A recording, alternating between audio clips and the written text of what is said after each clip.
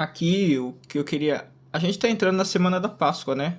A gente já tá na semana da Páscoa. Semana que vem, agora, sábado, domingo é Páscoa, né? E a gente tem levado a Páscoa muito comercializada, né? Muito na comercialização. Hoje em dia não se vê tanto. Pelo menos eu não tenho assistido internet hoje, a televisão hoje em dia com frequência, mas eu tenho visto falar muito sobre ovos de Páscoa, né? A gente sempre cresceu, desde criança a gente ouviu falar de ovos de chocolate, marcas e marcas surgindo. Depois até os chocolates caseiros, né, que vieram com os seus recheios e não sei o que. A gente fala, nossa, olha que legal, a Páscoa, não sei o que. Assim como o Natal, assim como qualquer outra festividade anual, a gente tem a comercialização. É ruim? Não. É bom porque a gente tem uma. Cada país tem a sua. Tanto para exportar quanto para importar, a gente sabe que tem a sua vantagem, né? As vendas. São as vendas. As vantagens são vendas. Interessante, legal. Porém, a cada festividade tem a sua importância, a sua significância, tem o seu valor. E aí eu pergunto, qual tem sido o valor da festividade de Páscoa? Todos sabemos que a festividade da Páscoa, ela é, além de vendas de chocolates, além do encontro com a família e aquela troca, né, de presentes, assim como o Natal também é, assim como qualquer outra festividade comemorativa ela tem a significância dela, a importância espiritual, a importância nativa, cultural e por aí vai. E aí eu pergunto para você qual é o significado da Páscoa? Qual é a verdadeira importância da Páscoa, né? Será que para você ela significa somente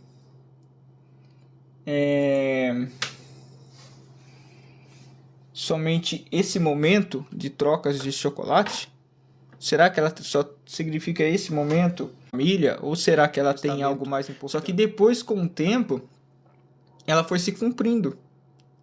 E ela se cumpre exatamente, por completa, no período em que Jesus foi entregue nas mãos do...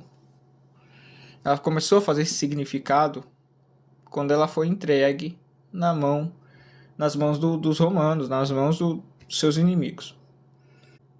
Bom, só que antes, né, disso acontecer, a gente tinha um trajeto.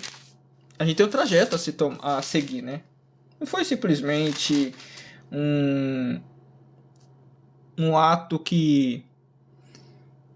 beleza, Jesus estava na ceia e... Mas e antes disso? Antes teve toda uma trama, todo um trajeto, né? Um roteiro para ser seguido para que realmente ela se cumprisse. Só que a importância que a gente quer buscar aqui resgatar é a Santa Ceia. Conforme vai sair agora o filme aí do mesmo roteirista, né, do mesmo diretor de Deus Não Está Morto, vai sair a Última Ceia. Aparentemente o trailer tá prometendo muita coisa, tá bom?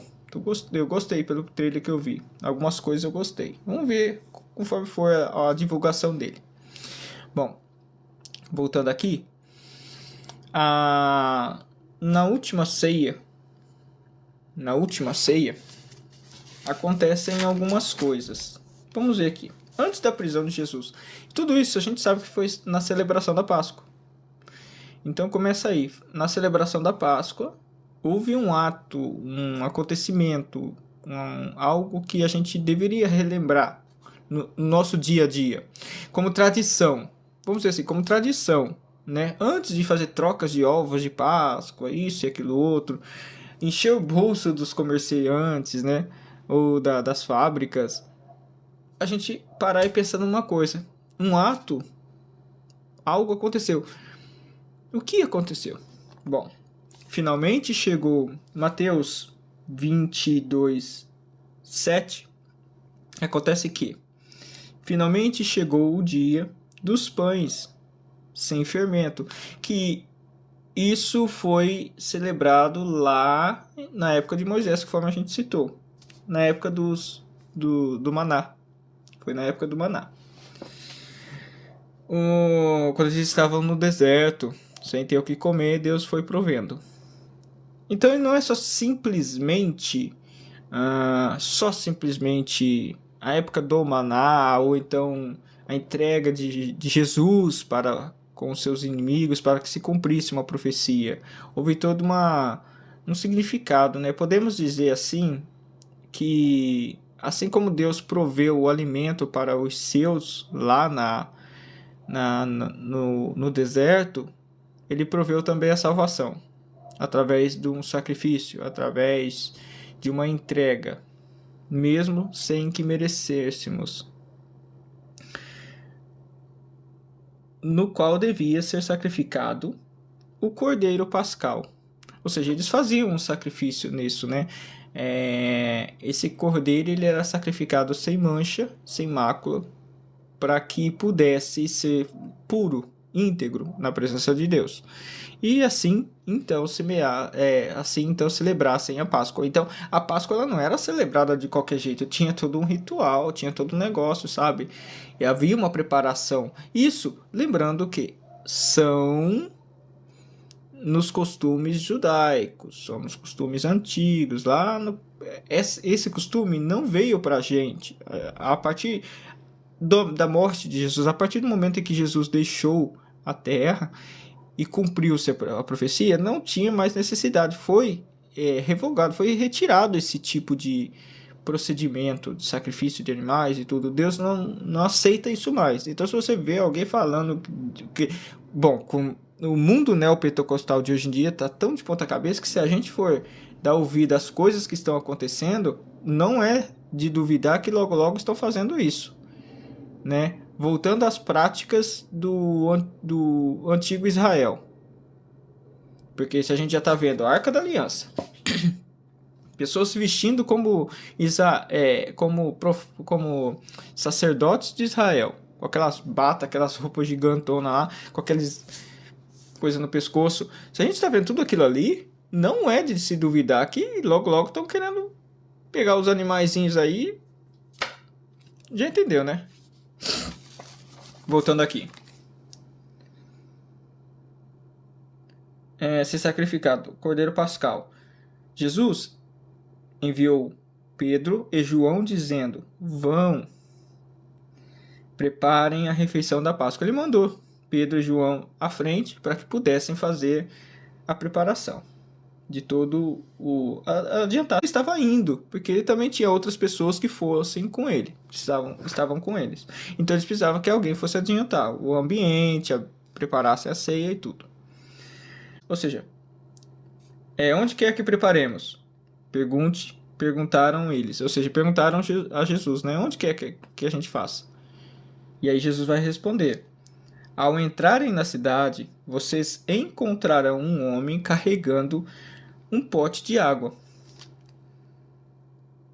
Sigam-no até a casa em que ele entrar. E digam ao dono da casa: o mestre pergunta onde é o salão de hóspedes no qual poderei comer a Páscoa com os meus discípulos. Bom, já tinha tudo conforme eu já tinha falado antes, já tinha todo um roteiro. Jesus já sabia o que tinha que fazer, Deus já tinha preparado as pessoas corretas, as pessoas certas para que pudessem recebê-lo naquele local.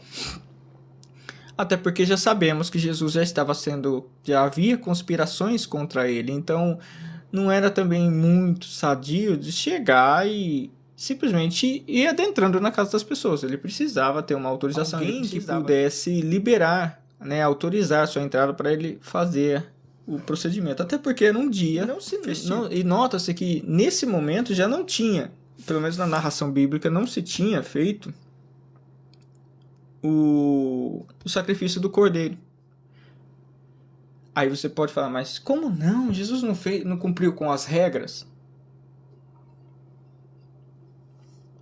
E agora o que eu vou dizer é uma coisa minha, uma coisa que eu interpretei da minha forma aqui. Pensa bem. Você já tem a gasolina, né? Para que você vai até o posto para abastecer seu veículo, se você já tem o combustível lá?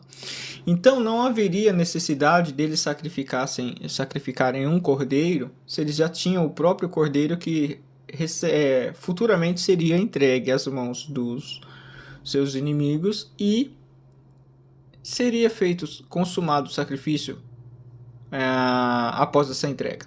Então não fazia sentido ele cumprir esse tipo de rito, esse tipo de ato, porque ele já era o cordeiro. Então tudo que antigamente era falado, né, na época nem tudo ele cumpriu, porque muitas das coisas que eram feitas teriam que ser feitas por Jesus. Ele já veio para isso, ele teria que vir para que esse mandamento, essa profecia, tudo isso fosse já cumprido. Então precisava dele, ele tinha que fazer. Não tinha como colocar outro, fazer porque senão não estaria cumprindo a profecia. Ele precisa bom, o cordeiro vai ser sacrificado. A gente não pode pôr o cordeiro, porque o cordeiro já é Cristo. Entende?